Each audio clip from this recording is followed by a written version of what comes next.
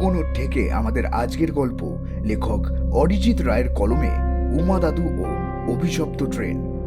গল্প পাঠে শুভদীপ, উমা দাদুর চরিত্রে সুরঞ্জন, অতুলবাবুর চরিত্রে জয়দীপ, সোমনেন্দ্রবাবুর চরিত্রে পলাশ, ঐশানীর চরিত্রে মনীষা এবং আজকের গল্পের সূত্রধার আমি হ্যাপি। শুরু করতে চলেছি আমাদের আজকের গল্প। অনেকদিন পর মায়ের জোড়াজুড়িতে বাধ্য হয়েই মাসির বাড়ি যাচ্ছি। মাসির খুবই শরীর খারাপ, তাই না গেলেও নয়। অগত্যা রাজি হয়ে গেলাম। দুনিয়ার এত জায়গা থাকা সত্ত্বেও মাসি কেন যে বাড়ি করেছে ধ্যার ধ্যারে এক গোবিন্দপুরে কে জানে। আমাদের বাড়ি থেকে ট্রেনে করে প্রথমে 6টা স্টেশন যাওয়ার পর আবার রিক্সা, অটো কিংবা ট্রলিতে করে আরও 1 ঘন্টার ধকল। একদমই বিরক্তকর। তার উপর বর্ষাকাল, সারা দিন আকাশ মেঘলা করে কম বেশি বৃষ্টি ঝরেই চলেছে। যাই হোক, আজ সকাল সকাল উঠে পড়লাম ট্রেনে, সঙ্গে মা আর বোন। ট্রেন ছেড়ে দিল। চারিদিকের মনোরম প্রাকৃতিক সৌন্দর্য দেখতে দেখতে যাচ্ছি। হঠাৎ করে উমা দাদুর কথা মনে পড়ে গেল। উমা দাদু অর্থাৎ উমাচরণ দে করোনা মহামারীর সময় হৃদরোগে মারা গেছেন, কিন্তু তার গল্পের আসর আর তার সব অলৌকিক অভিজ্ঞতা মনে গেঁথে গেছে চিরকালের জন্য। বেশ কিছু বছর আগের ঘটনা।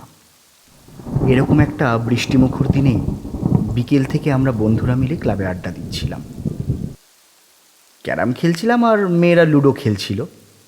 তারই মধ্যে ছাতা মাথায় ক্লাবের সামনে এসে দাঁড়ালেন উমা দাদু। ওনাকে আসতে দেখে আমরাও বেশ উত্তেজিত হয়ে গেলাম।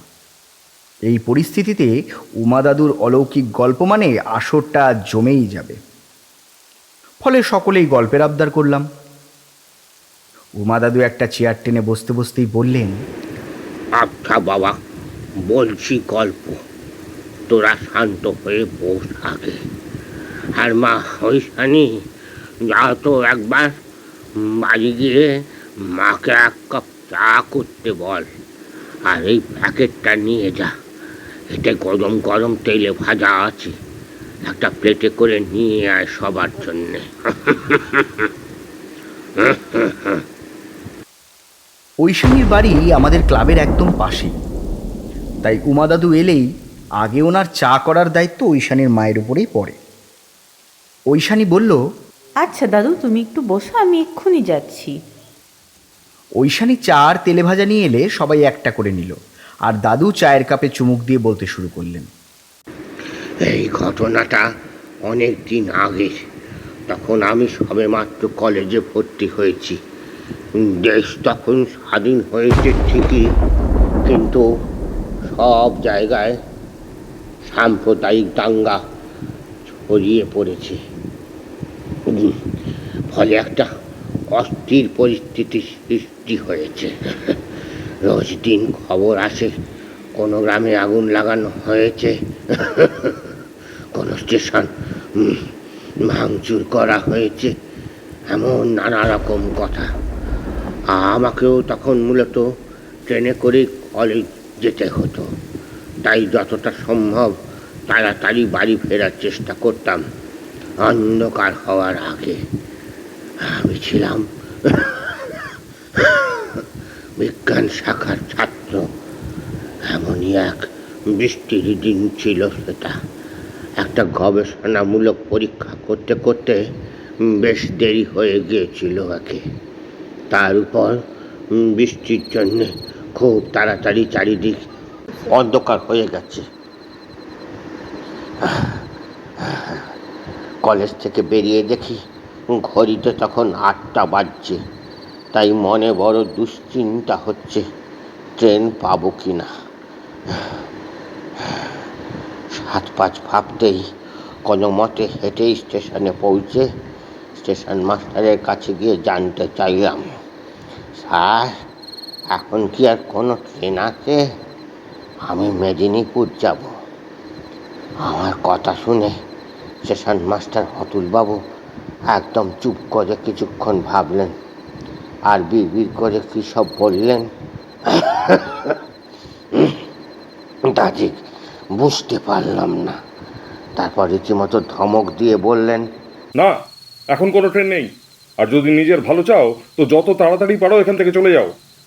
এই বলেই তিনি মুহূর্তে অদৃশ্য হয়ে গেলেন। আমি এই বৃষ্টির মধ্যে কোথায় যাব, তাই সেখানেই বসে রইলাম। একা বসে বসে বেশ অনেকটা সময় কেটে গেল। হঠাৎ করে একজনের গলার স্বর শুনতে পেয়ে পেছনে তাকিয়ে দেখি একজন বয়স্ক ভদ্রলোক দাঁড়িয়ে আছেন। আমি তাকে প্রশ্ন করলাম, আপনি কে? ভদ্রলোক বললেন, আমি সমরেন্দ্র বিশ্বাস, এই স্টেশনের স্টেশন মাস্টার। আমি তাকে বিস্ময়ের সাথে বললাম, আপনি স্টেশন মাস্টার? তবে আগে যে ভদ্রলোক ছিলেন তিনি তো চলে গেলেন, আর ট্রেন আসবে না বলে। দূর, ওর কথা বাদ দাও। ওটা 1 নম্বরের ফাঁকিবাজ। কাজ না করার ফোন দিই তাই মিথ্যে বলেছে তোমাকে। এখনও একটা ট্রেন যাবে এই স্টেশন দিয়ে। আজ একটু লেট করেছে তাই আসেনি, এবার আসবে।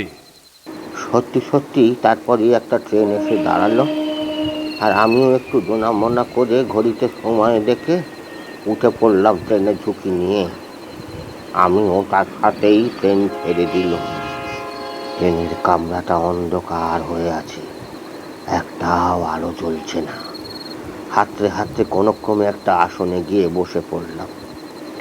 আমি বেশ বুঝতে পারছিলাম আমি বাদে সেখানে আর কেউ নেই, কিন্তু অনেক লোকের উপস্থিতি টের পাচ্ছিল শরীরের সব ইন্দ্রিয়গুলো। কারা যেন কথা বলছে, আড্ডা মারছে নিজেদের মধ্যে, কিন্তু কাউকে দেখা যাচ্ছে না। সবাই যেন ছায়া মূর্তি।